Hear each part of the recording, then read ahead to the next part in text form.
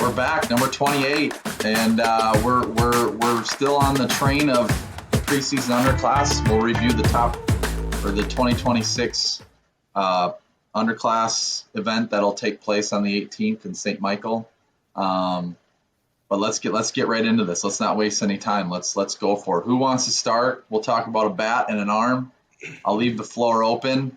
It always seems like maybe we start with Rob. We waited a little bit last time to hear Parker's beautiful voice. But let's roll with the guy in the Super 60 You're hat. all business, man. This is great. And I also want to say, I love this hat myself, but a high school kid the other day said, "Is that your age?" when he saw me wearing this hat. So I don't know if I should be wearing this in public anymore. I don't. Was that a dad joke? No, somebody actually said it to me, but it made me feel like an old dad. All right. So do we want to start with position player? Is that where we're at? All right. You pick. We'll follow your lead. Patrick Carlin from Two Rivers, Dos Rios. Kid who was on the junior future game team last year for Team Minnesota. I liked him both, from an attitude wise. He's a positive, upbeat kid, and just the way he could do a little bit of everything. He caught pretty well. He could run well. He's got a little bit of a pushy barrel, but again, it's like, hey, maybe you're just, a little young yet. But I think he's a little bit able to play the infield, probably could play the outfield. I enjoyed him. Looking forward to seeing him, seeing how he's grown within the year. I think one of the things that I noticed down there at the junior future games was the leader mentality he had behind the plate, where he kind of was able to handle a staff along with the game, call pitches, and control everything in between it. So for a young man like that, that's pretty impressive. Let me add on to that real quick, because in that environment, and I think you hit it, it's that you're meeting some of these guys for the first time, and you got to have that attitude of being able to corral all your pitchers and kind of have the understanding and lead. So yeah, a good point about Patrick. Also a good, just a teammate, all around in that dugout while we were down there. But that's a good one to keep eyes on, because it's always good to have, or nice to have, a solid quality catcher. So big energy guy. He was big energy guy. Yeah. Rob, how about you?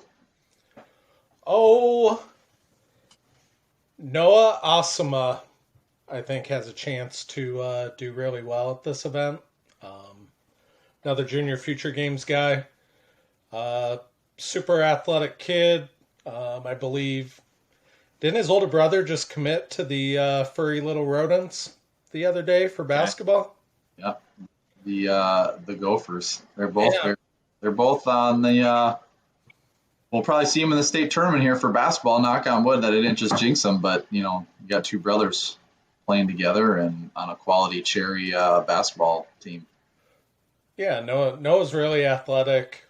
Swings a good bat. I think he's maybe he's raw in a few various areas, but I mean, you can't create athletes, and I just think the more he plays baseball, continues to mature, fill out physically, he has a high of a ceiling as anybody in the state right now. So I think he has a chance to be really good.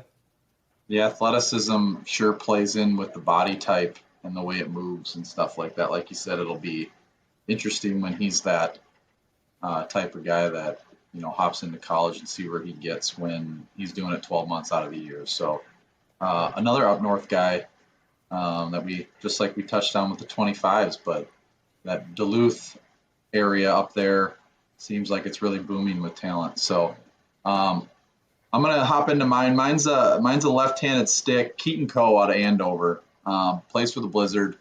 Andover just seems to be churning out talented guys year after year. But Keaton is kind of he profiles as your top of the order bat right now. Plays the middle infield. We had him at second base down there. Arm strength works, upper 70s. At that age, I would think with continued weight room and just maturity with the body, I think the 60 will drop.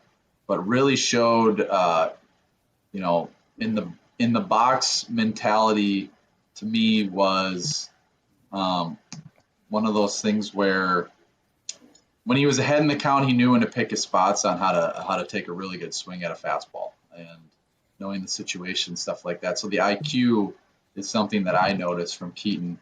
But I just really like the swing. I like the way it moves. His hands work in the box and in the field. But Keaton Coe out of Andover is one to keep an eye on moving in to the 26s on the 18th. So let's hop into arms. We'll go right in this, and I think between the three of us, as we discussed before we started here, I think this class is also one that's starting to already, show itself from the mound, or show out on the mound, or however kids say it these days.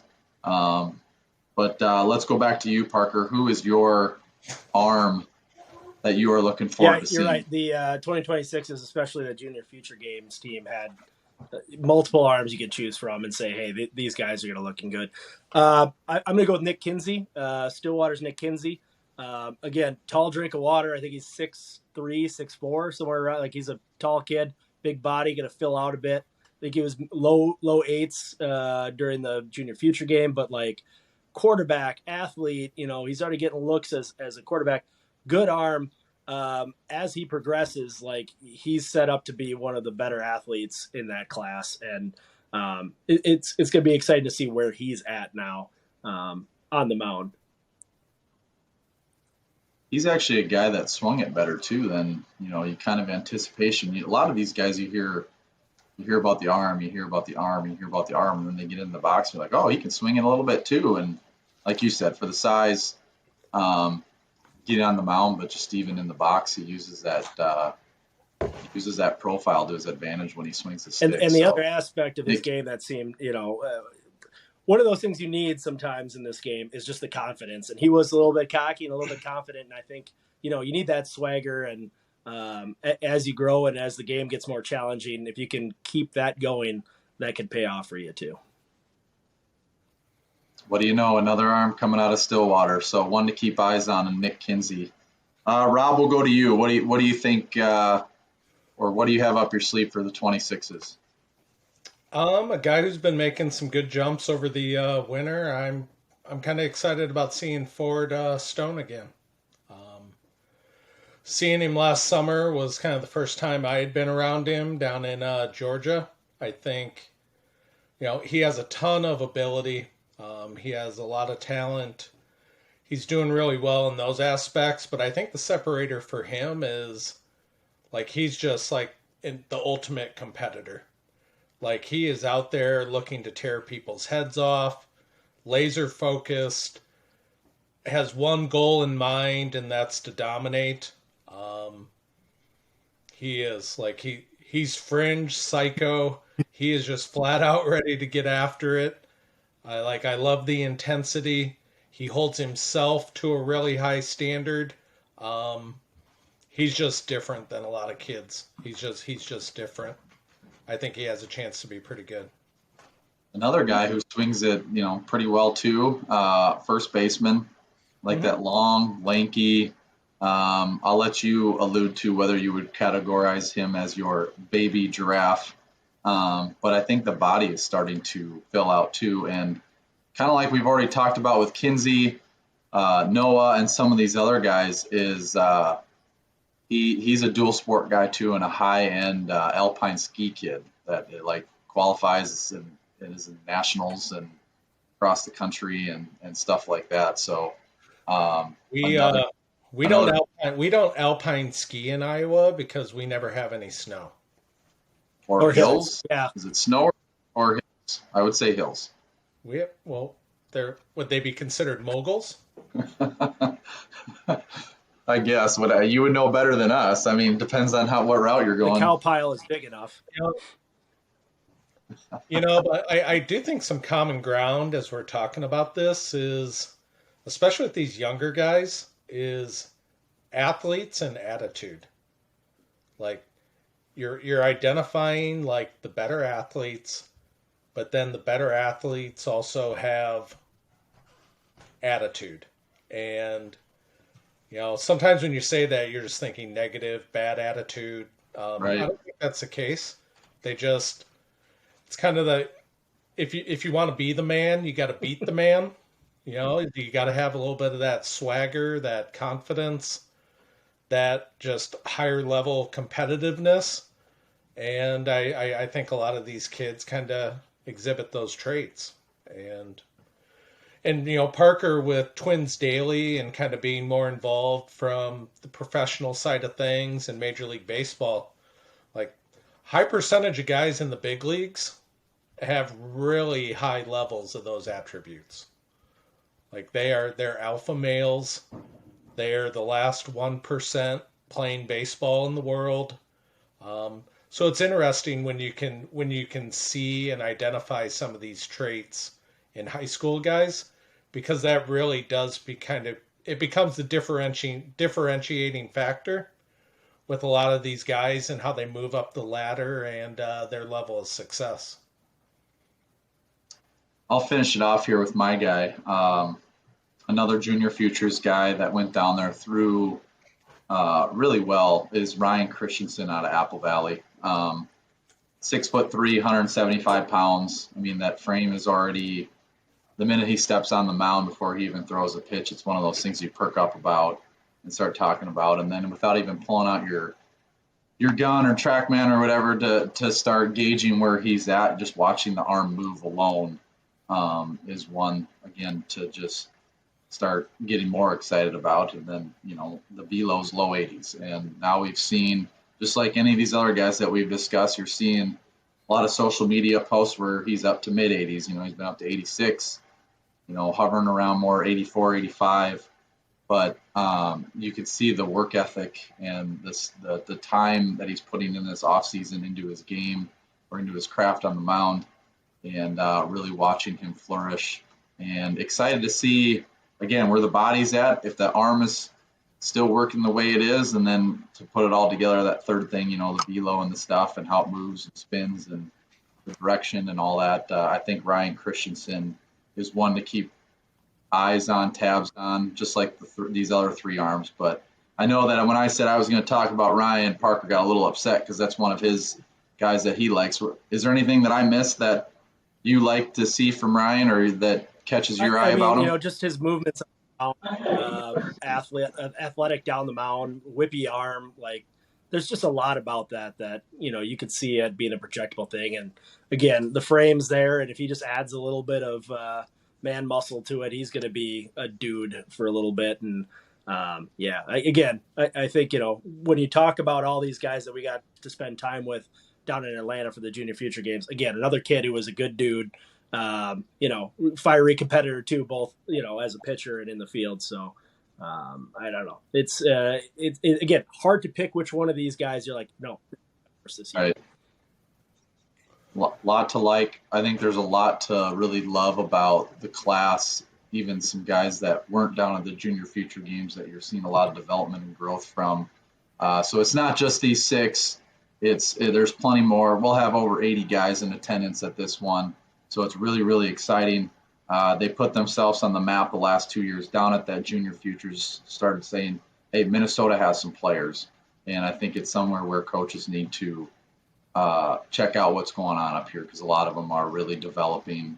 And there's a lot of good baseball players up here in these classes, the 25s, the 26s, that will all get to stay on the 18th. I'm going to ask one more question quick, because it does get brought up. It's more directed towards Rob. In the past, this the Future Games team gets selected. And every now and then, there will be someone from this class, the ninth graders or the 2026 grad class, which it will be this year. Last year, William Haas. The year before, Max Arlich. There's been guys like Matt Horvath who are younger that come down to this event. It's always a question from somebody.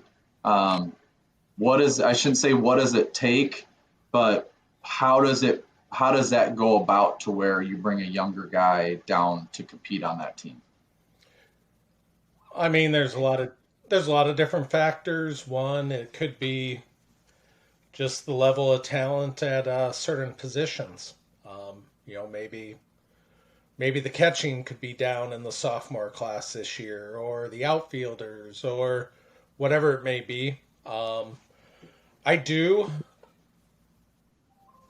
If there's equal-bodied players, I'm always going to probably go with the sophomore, because, it's their last shot at the title. like it's their only opportunity, to where obviously a freshman is, if he's still uncommitted going into his sophomore year, like there's still going to be that opportunity in front of him. I think for a freshman to make the team, it takes a really it needs to be a special guy. Like, it needs to be a special guy that has a lot of attributes that ultimately he's going to be able to perform in that team, but he's going to be able to go into an event like the future games and like it's going to be productive for him. Like, I don't want to take a freshman in high school and throw him to the wolves, Right. Because it can be a pretty intimidating event, but it takes a lot. Obviously it doesn't happen very often. You had mentioned kind of a few guys from Minnesota. Gavin Zern, I think, was probably the first one. Back in the olden day, I can think Connor Van Scoy from Iowa, AJ Avasco, Isaac Morton, Josh Hawk, like I Josh said, Hawk, yep. Bath. It seems like maybe there's one a year, and it all depends on. Yeah. It all depends on, like you said, a bunch of factors. It seems like, it seems like your 25 class in Iowa has a whole bunch of commits in it already, and then you got to juggle with the state tournament that goes on because it's relatively around the same dates, and and there's guys in Nebraska that are committed, and it's just one of those things. There's so many variables that go into it, like you said, but we always get the question, and I just thought I'd bring it up, and it's something to obviously talk about or discuss. And I don't mean to be dismissive when I answer it, but kind of the ambiguous question I get a lot is, what do I need to do to make the future games team? Right. And my simplistic answer is, be the best player at your position in a 5-state radius. Right. Like, and again, like, it's not a dismissive answer, but it's pretty point blank. Like, and it's not all sorting and filtering an Excel spreadsheet.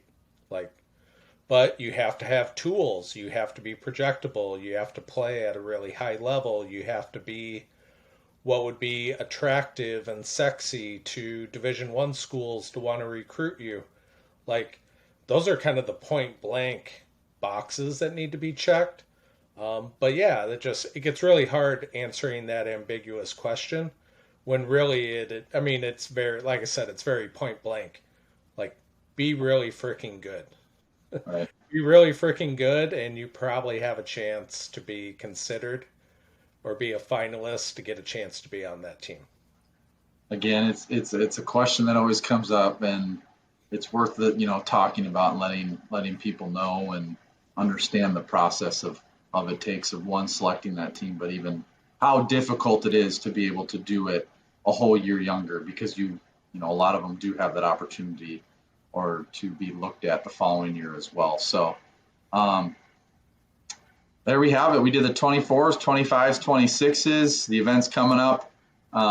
It's right around the corner. The high school season gets on their way shortly here. Who knows what this weather looks like? Like I said, it melts and then it snows again. And April, hopefully we're playing some games. Look forward to the team rankings coming out, which should be exciting and get some chatter going and amongst players and coaches and programs. And so it should be a good spring. We just need to get this white stuff off the ground. So any last things from either of you that you want to touch on briefly? No, we're right in the middle of it. We're right in the middle of the storm, and big events coming up. Excited to see all the players and families, and everything will be really good. Rob Allison down in Iowa, the 60-year-old man, Parker, and myself, Andy Judkins. That was episode 28, 2026's preview. Looking forward to that event and seeing everyone there. Thanks again, everybody, for tuning in.